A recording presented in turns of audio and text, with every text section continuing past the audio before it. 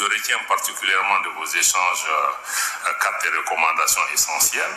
D'abord, la nécessité de renforcer le climat de confiance entre les partenaires, parce qu'aucun partenariat n'est possible si il n'y a pas une certaine commonalité des défis, des solutions. Donc la confiance est un élément essentiel. Parce que, vous savez, dans tout ce qu'on veut faire, on peut présumer que chacun y vient de bonne foi. Mais s'il n'y a pas la confiance, même celui qui prétend vouloir vous donner un coup de main, vous allez vous poser 10 questions avant de pouvoir accepter. Quand il y a une confiance, je pense que ça crée le cadre d'aller de l'avant. Et la confiance aussi va avec aussi une certaine sincérité dans les rapports, parce que il est important, parce que jusqu'à présent, certains partenaires viennent et n'ont pas admis que, nous ne sommes pas que le bout de la chaîne pour recevoir, que chacun a un intérêt, quel qu'il soit. L'intérêt peut ne pas être matériel, ça peut revêtir diverses formes, même si moi je donne de l'argent à un mendiant au bout de la rue, mais j'attends une contrepartie. Peut-être divine, mais je ne lui donne pas parce que je suis content de lui donner, parce que je suis convaincu que je vais avoir un retour là-dessus. Donc cette sincérité est importante. Quand vous êtes un partenaire, peut-être qu'on ne peut pas tout mettre sur la table, mais il faut quand même indiquer de part et d'autre que moi j'ai mon intérêt sur telle ou telle chose pour que vous puissiez le faciliter. Mais malheureusement, on a eu des échanges avec beaucoup de partenaires qui disent qu'ils viennent nous aider comme si c'était juste à cause de Dieu, parce que vous êtes dans le besoin. Donc je pense qu'il faut aussi cette sincérité pour comprendre un peu pourquoi nous venons à vous. Peut-être il faut qu'on vous aide pour qu'on se sauve nous-mêmes. Tout ça, c'est un intérêt. Donc je pense que cette sincérité dans la relation, de comprendre que quelle que soit la contrepartie, elle est là, et quand on le reconnaît, je pense que ça met l'autre partenaire à l'aise de se dire que nous dépendons l'un de l'autre. Parce que ne serait-ce que parce que le monde dans lequel nous vivons, on ne peut pas continuer, même si on sait que le monde a besoin de pauvres d'un côté, a besoin de riches de l'autre côté, on ne peut pas continuer de cette façon. Quelque part, je pense que même les pays dits riches ont besoin que les autres pays, en tout cas, améliorent substantiellement les conditions de vie de leur population, ne serait-ce que pour qu'ils deviennent des engins économiques, pour pouvoir acheter les biens qui sont produits ailleurs. Donc je pense que cette sincérité dans la relation est essentielle pour pouvoir avoir cet élément. Et je pense que ça peut sérieusement aider, mais chacun doit y voir un bénéfice, et ce bénéfice doit faire l'objet d'une discussion et de sincérité de part et d'autre. Nous devons l'accepter. Et la deuxième chose que je retiens, c'est la promotion des ressources humaines de qualité pour impulser un développement durable. Encore une fois, la plus grande ressource que nous avons, c'est la ressource humaine. Il y a des pays comme Israël, le Japon ou d'autres qui se sont développés, qui sont devenus des pays industrialisés, qui n'ont pas de ressources naturelles ou dans leur sous-sol. Ça veut dire que si on a la ressource humaine peut nous amener vers les autres ressources. Parce que les ressources naturelles à elles seules ne peuvent pas développer. D'ailleurs, très souvent, dans nos pays, certains pensent même que c'est une malédiction. Parce que si vous avez des ressources naturelles et que vous n'êtes pas préparé, vous n'avez pas la capacité de les gérer, vous n'avez pas la capacité de comprendre qu'il faut gérer ces ressources dans la durée et que toutes ces ressources naturelles sont périssables, sauf l'homme. Donc je pense que l'investissement dans les ressources humaines est très très important, entre l'éducation et toutes ces questions. La preuve, c'est qu'aucun de ces pays, vous regardez les statistiques des pays où il n'y a aucun pays qui se soit développé où le niveau de l'éducation n'est pas proche de 100%. Il n'y en a presque pas. Donc ça, c'est une dimension extrêmement importante.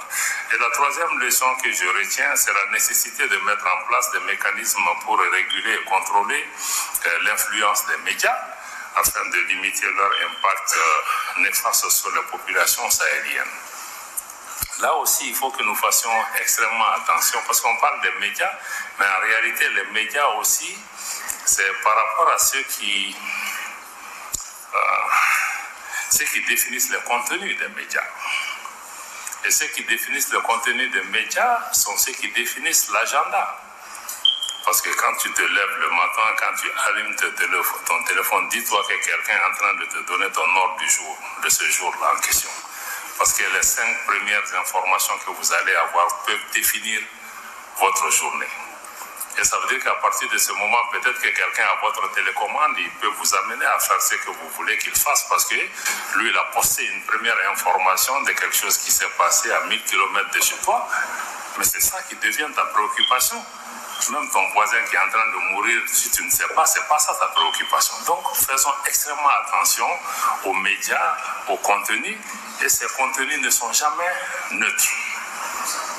Pourquoi les grandes chaînes internationales ne parlent que d'un sujet, souvent, mais pas des sujets qui sont nos sujets. Donc, je pense que ça, le rôle de ces médias-là, c'est important. Ça veut dire que nous, nos pays, on ne doit pas laisser les autres choses au hasard. Il faut que nous créions l'information, il faut que nous mettons des institutions de création de ces informations et que ces informations soient celles qui importent pour nos populations. Qu'est-ce qu'un paysan qui est assis à Caille, qu'est-ce qui l'intéresse? Peut-être qu'il veut voir le niveau de la pluie, il veut voir s'il a les routes, s'il peut écouler son produit, etc. Donc, lui, je pense que ce n'est pas la glace qu'ils font dans l'Arctique qui est sa première information qui l'intéresse. Donc, je pense que donc, ce rôle des médias-là, c'est extrêmement important parce que c'est les médias qui définissent beaucoup. Mais on sait que les médias ne sont pas neutres parce qu'il y a des intérêts économiques et financiers qui sont derrière ces médias. Et pire, c'est que ces médias sont aujourd'hui devenus pratiquement des instruments presque de guerre.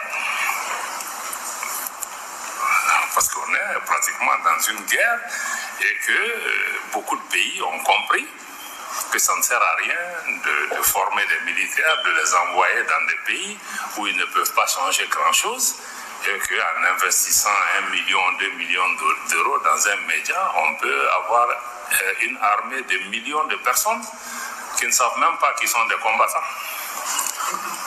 recrutés pour eux. Donc vraiment, ça veut dire que les gens ont compris que c'est stratégique désormais ces infos. Sinon, pourquoi un média chinois, russe, ou américain ou britannique va investir des millions d'euros pour informer un pauvre paysan qui est à Ségou, qui est à Banfora ou qui est à Abidjan? Pourquoi il n'informe pas ses propres populations? Et la plupart de ces radios ne sont pas écoutées dans leur pays. Ils sont faits pour nous. Et mieux encore, ils veulent nous informer dans nos langues nationales. Parce qu'ils ont compris aussi que le français ou l'anglais est parlé par une petite partie de notre population. Donc ça veut dire que ce sont des enjeux extrêmement importants et le retour sur investissement est énorme sur les médias. Donc pourquoi nous aussi nous n'allons pas créer l'information, essayer de maîtriser l'information, essayer de valoriser les institutions d'information, avoir nos radios ou même nos secteurs privés, même parler à nos journalistes. Ça c'est important, il ne s'agit pas de donner de l'argent aux journalistes, mais est-ce que nous parlons à notre presse? Est-ce que nous les valorisons? Quand RFI, France 24, BBC viennent, bon, ils ont accès. Mais est-ce que quand Bamakan ou Radio Djekafo vient, ils ont accès à nous? Donc, est-ce que nous voulons parler à nous-mêmes? Donc je pense que cette question de réduire l'impact néfaste de certains de ces médias, c'est de pouvoir nous-mêmes créer, valoriser nos structures, parler dans nos langues nationales et surtout parler de questions qui intéressent nos populations. Et que nous-mêmes, on se sente responsables pour pouvoir parler à nos populations des défis. Et même nous, je pense que dirigeants ou populations, il faut qu'on ait cette sincérité de parler à nos populations. S'il y a des problèmes, il faut leur dire. Si on a des limitations, il faut leur dire. Mais si ce sont les radios étrangères qui viennent leur dire ce que nous faisons ou ce que nous ne sommes pas capables de faire, je pense qu'il y a un problème.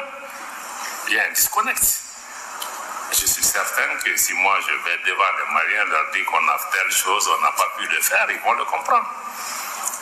Voilà, et je n'ai pas besoin d'aller à Paris ou à Genève pour pouvoir expliquer cela.